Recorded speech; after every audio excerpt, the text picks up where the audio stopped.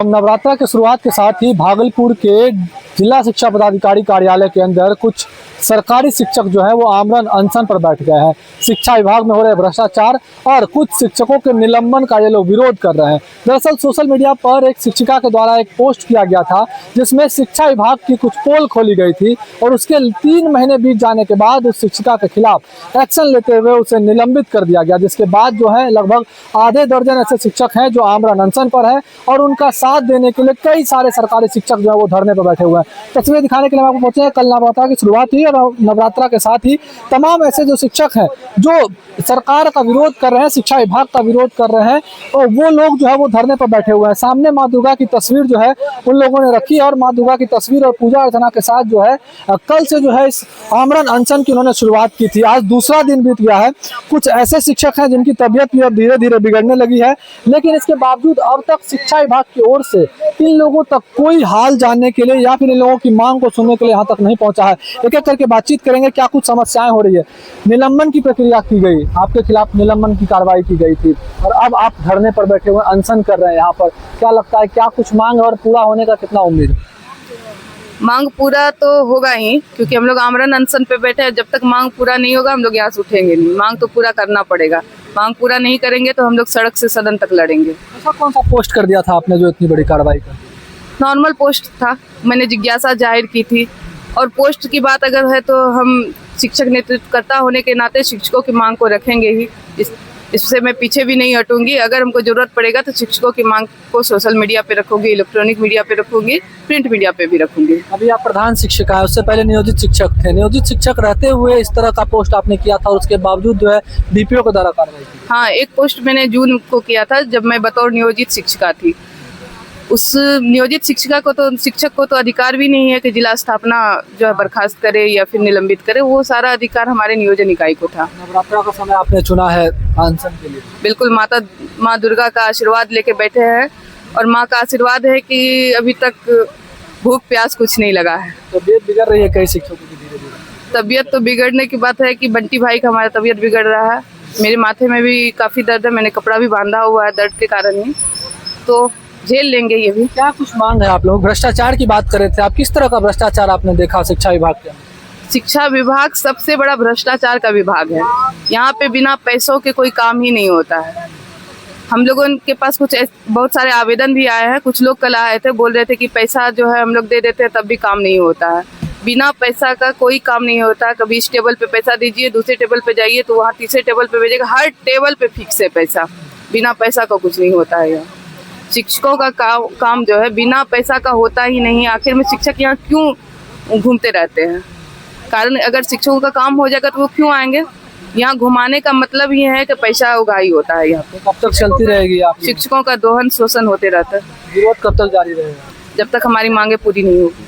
क्या लगता है, निलंबन आपका रद्द किया जाएगा? माफीनामा लिखने को कहा जा रहा है। ना तो माफी मांगेंगे, निलंबन रद्द करे या ना करे, निलंबन मुक्त करे या ना करे, मेरे साथ भागलपुर जिले के जितने शिक्षक है सबको निलंबन मुक्त करना होगा। क्या नाम है आपका? सुप्रिया सिंह, प्रदेश सचिव, बिहार पंचायत नगर प्रारंभिक शिक्षक संघ। इतना बड़ा कदम आप लोगों ने अनशन जैसा कदम जो उठा लिया है, क्या लगता है कब तक चलेगा?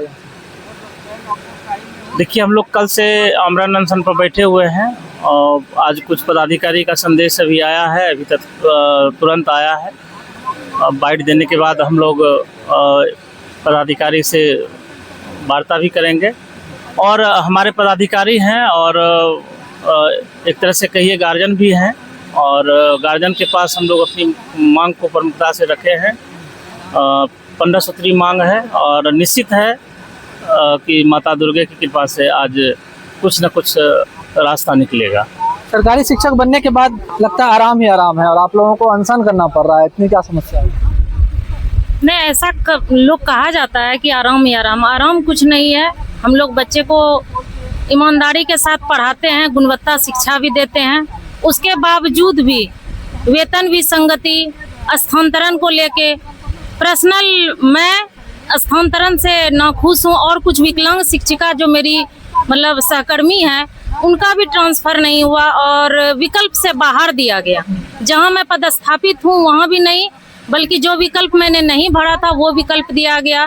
मैंने पिटीशन ऑफलाइन भी यहाँ रखा। मेरे पति हृदय रोग से पीड़ित हैं, पति के आधार पे मैंने स्थानांतरण एप्लीकेशन, उनका मेडिकल सारा दिया, लेकिन अभी तक परेशान हूँ। जहाँ हूँ मैं वहीं हूँ, कोई स्थानांतरण पर नहीं हुआ। और अभी मैं सुप्रिया बहन का साथ देने आई, क्योंकि इनका तबीयत भी बिगड़ रहा था। मैं भी नवरात्रि में हूँ। एक तरफ माँ की पूजा हो रही है, एक तरफ नारी शक्ति को इस तरह से अनशन में बैठना पड़ रहा है, ये हमारे लिए दुर्भाग्य है। आपको नहीं लग रहा है कि आप समर्थन कर रही हैं, आपका भी निलंबन हो सकता है? नहीं, ऐसा मतलब निलंबन वाला तो कोई बात ही नहीं मैं बोल रही हूँ। अगर मेरी ये बहन है तो मैं इनका समर्थन क्यों ना करूँ? तब मानवता क्या है? अगर इनको मैं मरने छोड़ दूं तो मेरी मानवता कहाँ जाती है? अब निलंबन के डर से मैं अपनी बहन को नहीं छोड़ सकती। समस्या झेल रहे हैं आप लोग शिक्षा? हाँ, समस्या तो है। हमने सक्षमता 1B एग्जाम दिया, उस पर भी वेतन विसंगति न सेवा निरंतर का लाभ दिया जा रहा है। हम लोग और पहले से भी वेतन कम उठा रहे हैं। तो ये सब सारी समस्या हैं। फिर भी हम लोग बच्चों को शिक्षा देने में कोई कमी नहीं छोड़ते हैं, गुणवत्तापूर्ण शिक्षा भी देते हैं। और इसमें शिक्षा के कोई भी कार्य में मैं हमेशा बढ़ चढ़ कर हिस्सा लेती हूँ। क्या नाम है आपका? मेरा नाम सुमन कुमारी। एक बार फिर से तस्वीरें देखिए, हम आपको बैनर पोस्टर की तस्वीरें दिखाएं। कितनी सारी यहाँ पर मांगे जो है वो यहाँ पर रखी गई है। जो जिला शिक्षा पदाधिकारी है, साथ ही साथ DPO है, उनके समक्ष ये मांगे रखी गई है। और अब इन लोगों का अनशन जो है ये निरंतर जो है ये जारी है। इनका कहना है कि हम लोग माफीनामा जो लिखने की बात कही गई थी उस पर भी हम लोग नहीं मानेंगे, माफी भी नहीं मांगेंगे, लेकिन इन लोगों को जो शिक्षा विभाग है उसको जरूर झुकना पड़ेगा, निलंबन रद्द करना पड़ेगा। क्या लगता है मांगे आप लोगों की कितनी जायज है शिक्षा विभाग के समय? हम लोगों की मांगे जो है शिक्षा विभाग से पूरी तरह से जायज मांग है, कहीं से कोई गड़बड़ मांग वह नहीं है। उसमें जो है सुप्रिया बहन का जो निलंबन और उनके साथ अन्य शिक्षकों का भी जो निलंबन हुआ है उसको वापस लिया जाए। हमारे द्वारा विभाग को यही कहना है कि यहाँ और प्रखंड मुख्यालय में जो BRC जो है वहाँ जो भ्रष्टाचार जो है उस पर लगाम लगाया जाए, उसकी जाँच हो। शिक्षकों का कुछ महीने का जो है वेतन रोक के और उसके बाद जो है उनसे पैसे की उगाही कर उनका वेतन चालू किया जाता है। कौन करते हैं ये सब काम? BRC में करते हैं, जहाँ से वेतन का अनुपस्थिति विवरण बनाकर दिया जाता है, वहाँ से इस तरह का कार्य होता है। और उसकी अगर जांच हो तो प्रत्येक प्रखंड में जो है वहाँ के लेखापाल जो वेतन बनाते हुए पकड़े जाएंगे। क्या लगता है मांग पूरी होगी आप लोगों की? अब वो तो अनशन तो जब तक हमारी मांगे पूरी नहीं होती है तब तक अनशन जारी रहेगी। और उसके बाद हमारे पदाधिकारी जो हैं संगठन के पदधारक हम सभी मिलकर जो है बात विचार करेंगे, उसके बाद आगे की रणनीति बनाएंगे। लेकिन आशा यही करते हैं, पदाधिकारी से यही डिमांड है कि हमारा जो अनशन जो चल रहा है कल से, उसको जो है आप हमारी मांगों को पूरी करते हुए उसको तोड़वाने का कार्य करें। राजीव रंजन, प्रदेश प्रतिनिधि, बिहार पंचायत नगर प्रारंभिक शिक्षक संघ, भागलपुर। चलिए, तो देखिए तमाम ऐसे शिक्षक हैं, लगभग आधा दर्जन से ऐसे शिक्षक हैं महिला शिक्षक के साथ जो हैं, ये सभी आमरण अनशन पर बैठे हुए हैं। और अब तक कोई अधिकारी इन लोगों से बातचीत करने के लिए नहीं पहुंचे। कई सारी मांगे हैं, साथ ही साथ शिक्षा विभाग में जो है जो भ्रष्टाचार फैला हुआ उसका विरोध ये लोग कर रहे हैं। और इसी के संबंधित एक पोस्ट जो है महिला शिक्षिका जो है प्रधान शिक्षिका बन चुकी है सुप्रिया सिंह, उनके द्वारा पोस्ट किया गया था और उसके बाद इस तरह की कार्रवाई हुई। तो अब कब तक इनका अनशन चलता है देखना शेष है। भागलपुर से TV9 के लिए मैं शिवम।